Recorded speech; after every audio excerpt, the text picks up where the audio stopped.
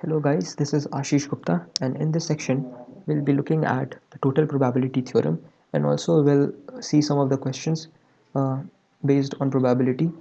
So let's begin with the total probability theorem. Okay, so let us see the statement.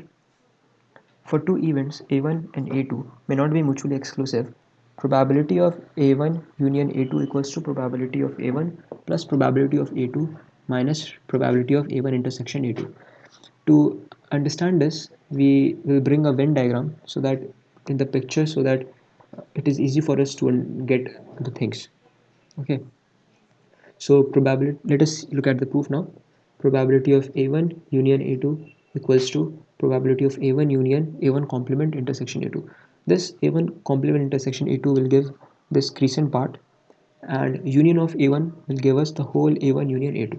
Now since this A1 and this crescent part are mutually exclusive, so we can write it as probability of A1 plus probability of A1 complement intersection A2. Again, A2 equals to A1 intersection A2, this intersection part, here it is written as union A1 complement intersection A2.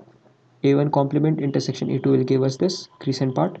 Okay, so probability of A2 equals to probability of whole of this. Now again, this A2 and this intersection part and this crescent part are mutually exclusive, so we can write it as probability of A1 intersection A2 plus probability of A1 complement intersection A2. Now on rearranging this, we'll get probability of A1 intersection A2, A1 complement intersection A2, sorry, equals to probability of A2 minus probability of A1 intersection A2. Now let us assume this as equation 2 and this as equation 1. Now putting the this value of equation 2 and equation 1, we'll get probability of A1 union A2 equals to probability of A1 plus probability of A2 minus probability of A1 intersection A2, and hence it is proved. So this was the total probability theorem. I hope you got it. It is one of the most basic theorem, and it is also important to solve numerical problems. So now let's move on to the questions. Some interesting questions on probability. Question number 1. Okay, let us see the question. The name of the question is, which family do you think is likely to have a girl? So the question is quite lengthy. So let me read out for you. You along with your friend are standing in front of two houses. Each of those houses inhabits a family with two children. Your friend tells you that the below two facts. Okay, these two are facts. On your left is a family that has a boy who likes accounts, but the other child loves science. On the right is a family with a 7-year-old boy and a newborn baby.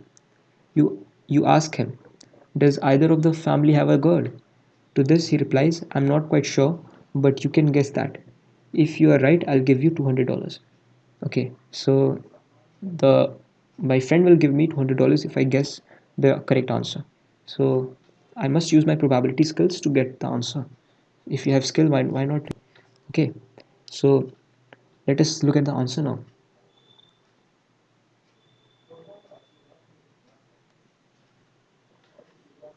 In the house on the left, there are three possibilities. Okay, younger and older. So as you have seen, the first statement was that we have a boy in the family.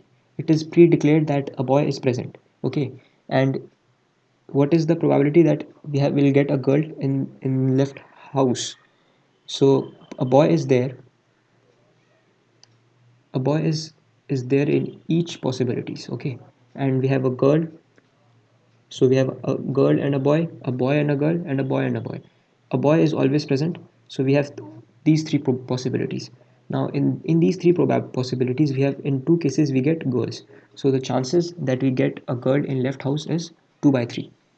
Now in the right house, we have, as you have seen in the statement, a 7-year-old boy. So a 7-year-old elder brother is already present, and we have to find if, or we have to guess whether the newborn baby will be a boy or a girl. Okay, so it will give it will arise only two cases here, a girl and a boy and a boy. Okay, so there are 50-50 chances that we'll get a girl in right house. So we'll get here 0.5, the probability is 0.5, and here it is 0.67. So it is more likely to get a girl if we choose left house. So I think you got it. It was not that tough.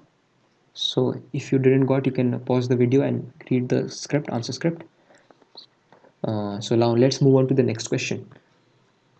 Question 2.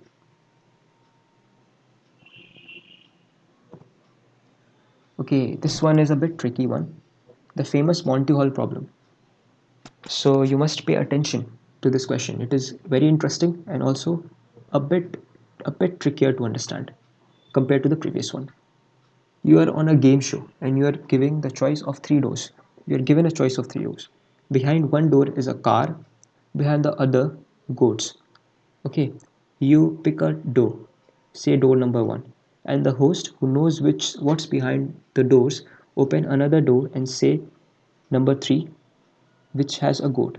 He then says you, do you want to pick the door number 2?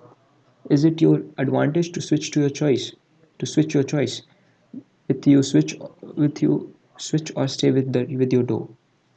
Okay. So the question says that we have three doors. Okay. And behind one of the doors we have a car. And behind the other two doors we have goats.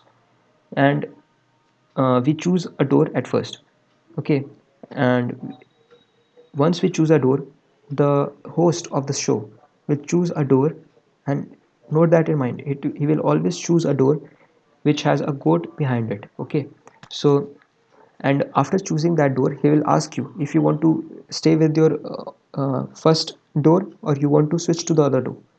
So it is asking us that will we do the same? So let us use our probability skills to analyze this question and get the correct answer so that it can benefit us. Let us see the answer.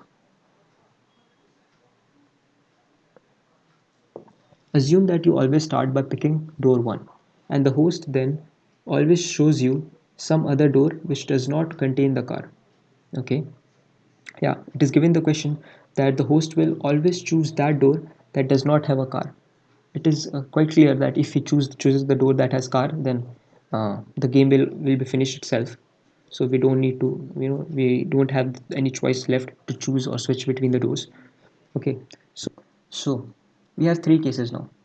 Either the car is behind door 1, or it is behind door 2, or it is behind door 3. Now let us assume the first case, that you choose door 1 and the car is actually behind door 1. Now in this case, door 2 and door 3 has goat, and the host has the options to choose any of the two. So in this case, if you switch, you're going to lose. Now let us assume case 2, that the car is behind door 2 and you choose door 1 initially. Now in this case, the host is forced to choose door 3 because it is the only gate he can choose and it has goat behind it. So in this case, if you switch, you are going to win, because if you switch, you are going to switch to door 2 and the door 2 has car. So this case, you are going to win if you switch. Now let's see case 3. In case 3, you choose door 1 but the car is actually behind door 3. So in this case, the host is forced to choose door 2. So if you switch again, you are going to win, because in this case you are going to choose door 3 which has car behind it. So as you can see, you are winning in 2 out of 3 cases if you switch.